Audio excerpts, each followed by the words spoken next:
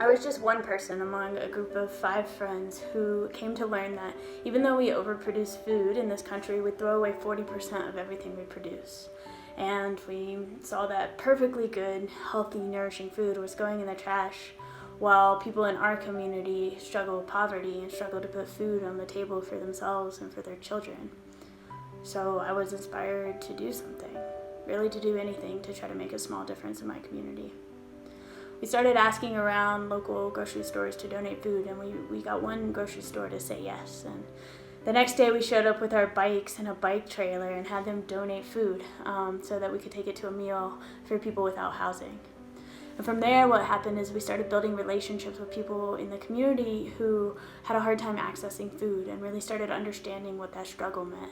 And we decided to create these programs that we now call no-cost grocery programs, where we go directly to places where people are already gathered and we give food away, as well as giving people the ability to redistribute that food amongst their own community in a way that they want to. So we're not only distributing produce, but we're distributing power as well.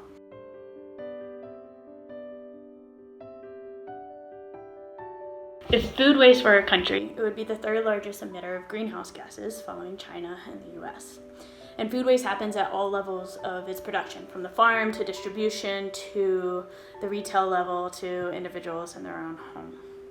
And oftentimes the people who are involved in food production actually don't make high enough wages to even feed themselves and their families. So this system is fundamentally broken because it is owned and maintained by giant corporations who see food as a commodity to make profit out of, instead of an essential resource that actually everybody needs to survive. So one of the biggest issues that we face is that we have a disconnection between the food that we use to nourish our bodies and its overall impact on the environment, on animals, and on other people.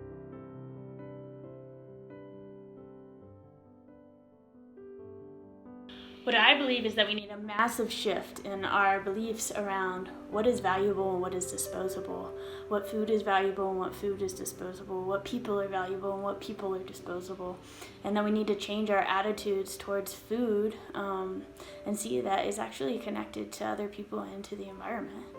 From there, we can look to see how we can change inefficiencies in the systems as well. Anyone can do what they can do, and we're all doing our part. But if you're looking to cut down on your own food waste, there are a few tips that you can do. Small things you can do in your own home, or like organize your refrigerator, purchase food with like your meals planned for the week, buy smaller quantities of food if you can and you're capable of spending that time. Look up recipes online for how to utilize food, take your leftovers home. All of these little things are ways that you can begin to revalue food in your own life. We can also affect systems change. We can see that we can support grocery stores that donate to local food banks and food rescues. We can spread awareness around food waste and its environmental impact. We can join in on campaigns to abolish trays and spread awareness about ugly produce or funny looking produce that's actually still really nourishing and edible. You can start your own food rescue program in your own city. You can volunteer time or give financially to food rescues locally or to the Food Rescue Alliance to have national and global impact. These are all things that you can do, and there's a lot that we can all do collectively along the way.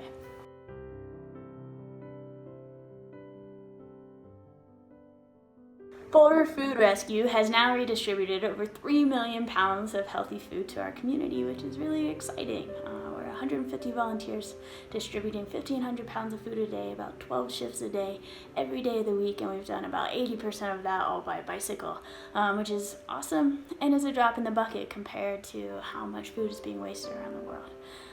That being said, I'm really proud of the work that we do, which is why I keep going, because every little bit counts and we gotta celebrate that.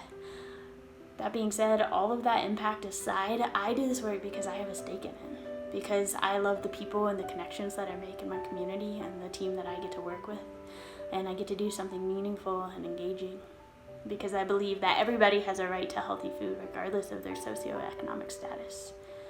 We pick up hundreds of pounds of food and take it directly to a community, and what I get to see is that people are building relationships, and I get to watch individuals build community around food. And it helps me realize that food is a powerful tool to organize with.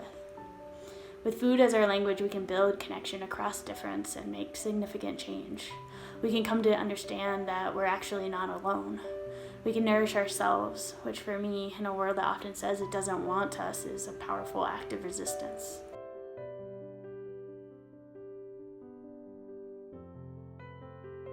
I shape my future by building connections, by building relationships, by valuing food, and by demanding a more just and a more honest world.